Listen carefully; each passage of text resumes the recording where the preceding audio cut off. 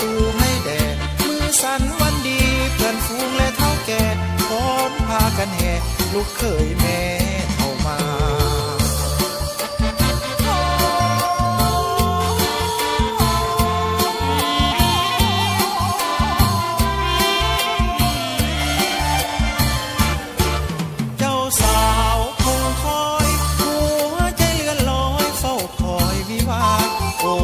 น้องเปิดประตูของข้า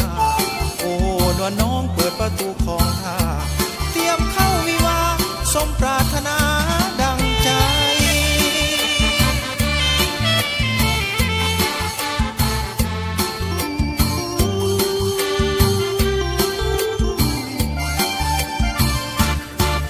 ข้าดองน้องแพงเงินบ่พอแต่น้องอย่าเสียใจได้กันแล้วจะหามาแทนให้ได้กันแล้วจะหามาแทนให้หากบ่พอเท่าใดแม่เฒ่าออกให้ก่อนเด้อกินก่อนหลังเนาะอีแม่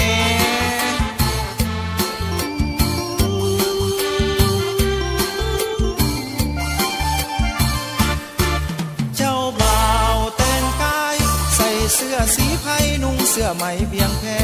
เจ้าสาววันนี้ใส่สุดสีใดแดงเจ้าสาววันนี้ใส่สุดสีใดแดงโอ้มาสมกันแท้ละเนอ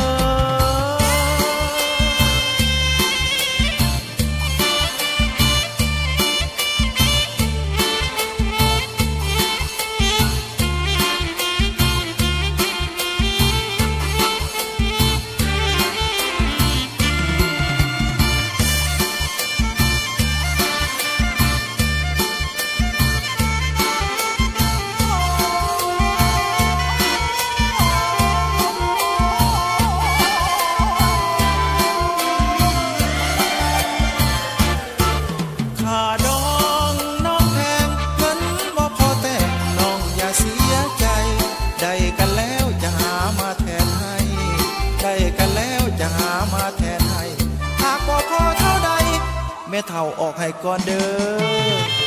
กินก่อนหลังเนาะอีแม่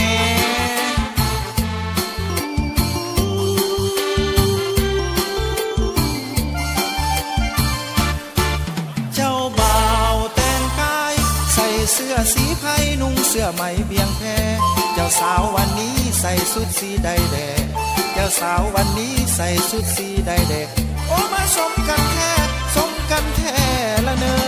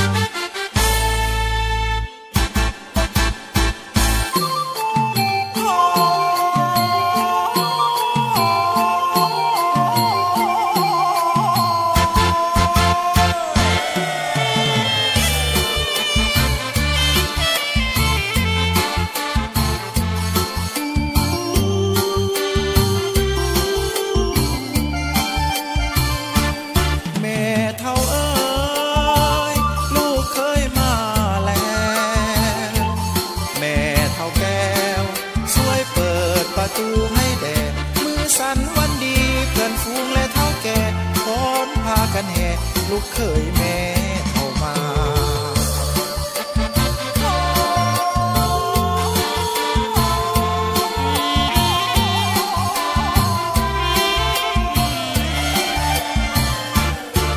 เจ้าสาวคงคอยหัวใจเลื่อนลอยเฝ้าคอยวิวาโอ้นวลน้องเปิดประตูของข้าโอ้นวลน้องเปิดประตูของข้าเตรียมเข้าวิวาสมปรารถนาดังใจ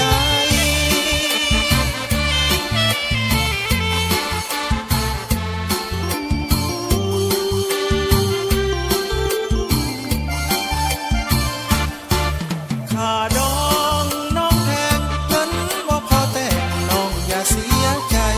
ได้กันแล้วจะ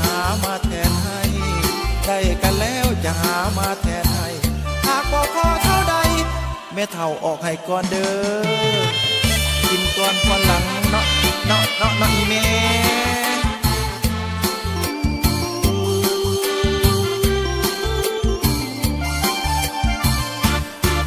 เจ้าบ่าวแต่งกายใส่เสื้อสีไผ่นุ่งเสื้อไหมเพียงแค่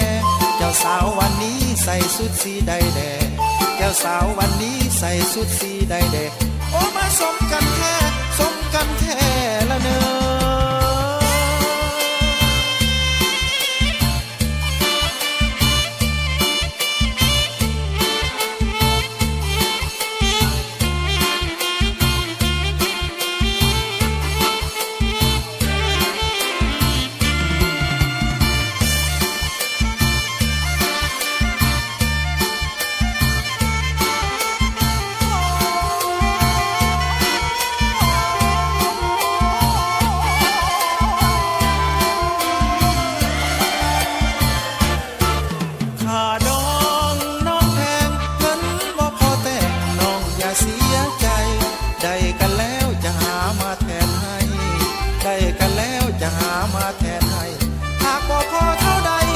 แม่เฒ่าออกให้ก่อนเด้อ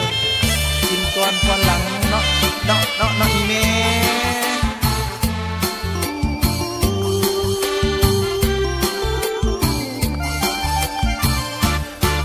เจ้าบ่าวแต่งกายใส่เสื้อสีไผ่นุ่งเสื้อไหมเพียงแค่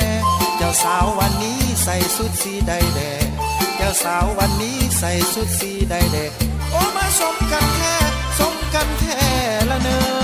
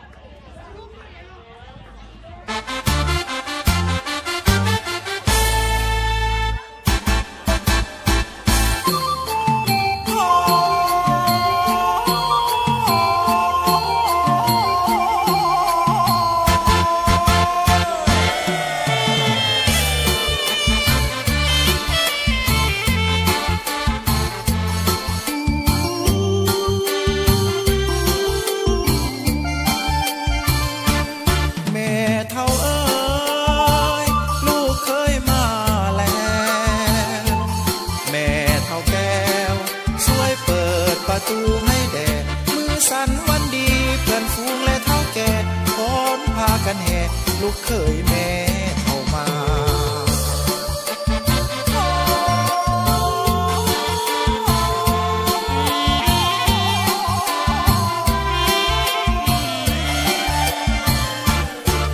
เจ้าสาวคงคอยหัวใจเลื่อนลอยเฝ้าคอยวิวาโอ้นวลน้องเปิดประตูของข้าโอ้นวลน้องเปิดประตูของข้าเตรียมเข้าวิวาสมปรารถนาดังใจ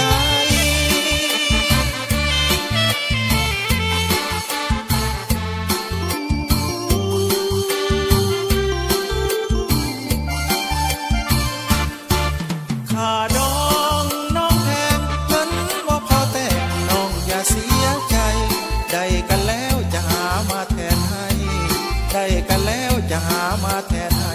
หากบ่พอเท่าใดแม่เฒ่าออกให้ก่อนเด้อกินก่อนพอหลัง